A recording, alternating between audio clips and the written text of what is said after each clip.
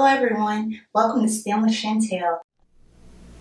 Hi, my name is Katarina. I am a new employee here at the Jessamine County Public Library, and I wanted to talk today about my personal hobby and something that I actually studied in my college experience, and that is relief woodblock printing and printmaking in general. So my experience with printmaking is I've been doing it for a total of about 8 years, but I took the time during college to really hone in my craft and take specific courses in relief printing, intaglio printing, and silk screening. So here today I just wanted to take the time to talk about relief printing, which is the act of carving into a piece of rubber or a piece of wood or a piece of linoleum is typically the 3 types of materials that artists like to use for relief printing. And today I wanted to especially focus on my wood blocks and my rubber carvings.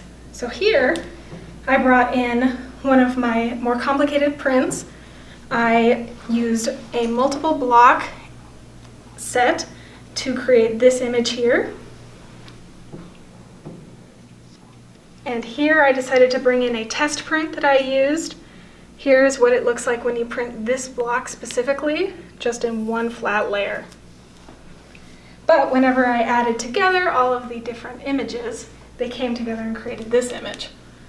The process can be seen better with my series here, with my rabbit, where you can see that this gray color in the background is the color shown here, where everything that is printed in gray is left within the wood, while everything else, such as the rabbit itself, the moon and the clouds in the background, I carved in relief and left it so whenever I printed ink on top of it, they wouldn't show when I printed it on the paper. Next, I used this lighter pink color. What I did here is I carved the opposite of what this block was. I carved everything in the background so that the only thing that would print is the ground, the rabbit, the color of the moon, and these clouds. And that can be seen in this very light pink color there. Next, I decided to use this medium tone of pink that I used to show the details of the moon. I used to show the markings on the rabbit and the paws of the rabbit. Lastly, I wanted to use a key block, as it is known. This is a block that shows all of the specific outlines of the object that you are trying to print. I printed it in a very dark pink or red color, and you can see it here shown in these outlines of the rabbit. So in total, this is a 4-block, multi-block print, and I printed this a couple years ago.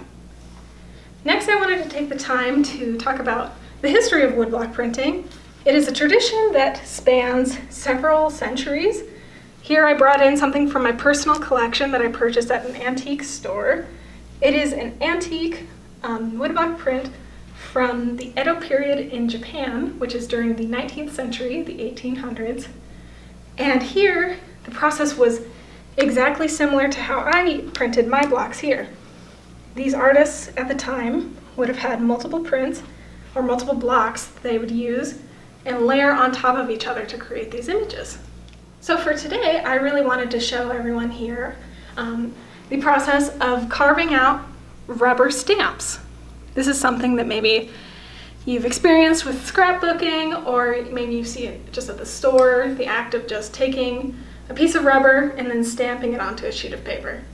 This is a practice that used to be exclusively something that was a hand-carved object, but nowadays we can actually use things like lasers and engrave the rubber. But I want to show you today how I personally make rubber stamps. So before we begin our demonstration, I wanted to talk about the materials that I use for relief prints on rubber.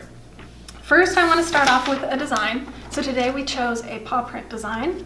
We're going to be printing the black design shown here, and we're going to be printing it onto rubber. So this is the square that I have cut out of my sheet of rubber. This is just, you can actually buy these in bulk, these huge sheets of rubber like this from your local craft store. I typically like to buy the Speedball brand of rubber sheets. They're typically only about $5. Then we'll need just your simple stamping ink pad. I chose black today because our image is in black. Next up, you'll need tracing paper, which I have in a big sheet like this, but even just a simple small sheet will be enough. Next up is when you'll need your carving tools. So I specifically like to use a tool known as a linoleum cutter. Here's my personal one. I own a second one that has a larger head to it so that I can carve larger areas. But for more advanced or people who are interested more in woodblock carving, I have a set of palm tool cutters. These tools are typically used more for wood carving, for things such as like wood sculptures and whittling tools, but I like to use these also for relief printing. Today I think I'm going to keep to my linoleum cutters because they're designed to be used on rubber, on linoleum. All right, with that, I want to get started. So to start, what I'm going to do is I'm going to take my tracing paper, I'm going to lay it on top of my image.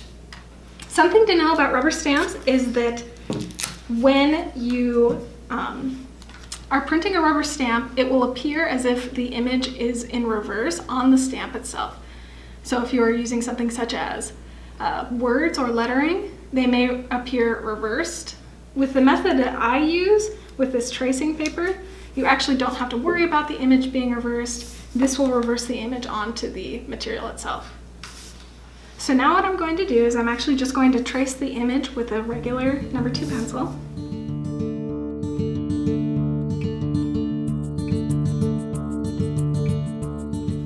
Alternatively, you can actually draw directly onto the block or piece of rubber that you're going to use, but that is the case where you'll need to ensure that your image is reversed.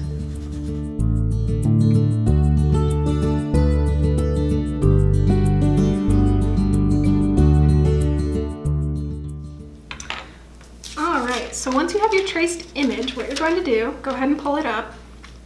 This is what I decided to come up with for my tracing. I simplified the design so that it'll be easier to carve. Then what I do is I actually will just take my piece of rubber, I take my design, I will line it up pencil side down onto the rubber. I line it onto the rubber, and then I actually just press it on with my fingers. It doesn't take a lot to transfer the image. It actually is very simple.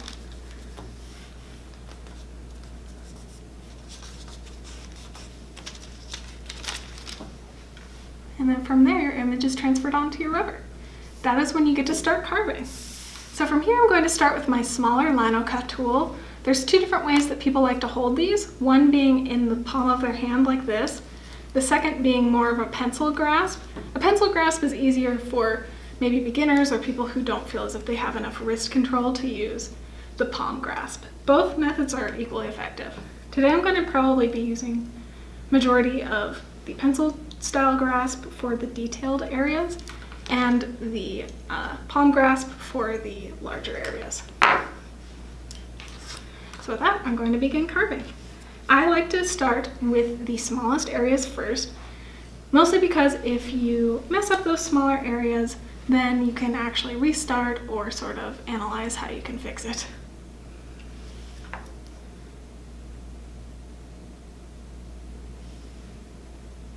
Another thing to know when carving, try your best to always carve away from yourself, never carve towards your hands. This is because these tools can be very sharp and you don't want to hurt yourself.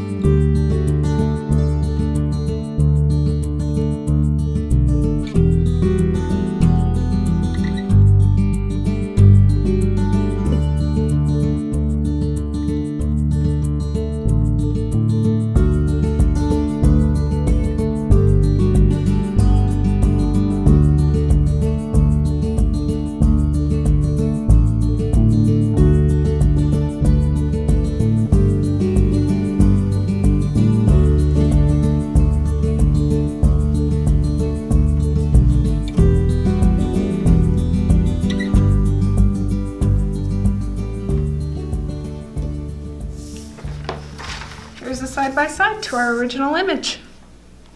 Thanks for watching. If you would like to see more STEM with Chantel videos, check out this playlist. If you want to know when JCPL puts out more content, click the subscribe button and a notification bell.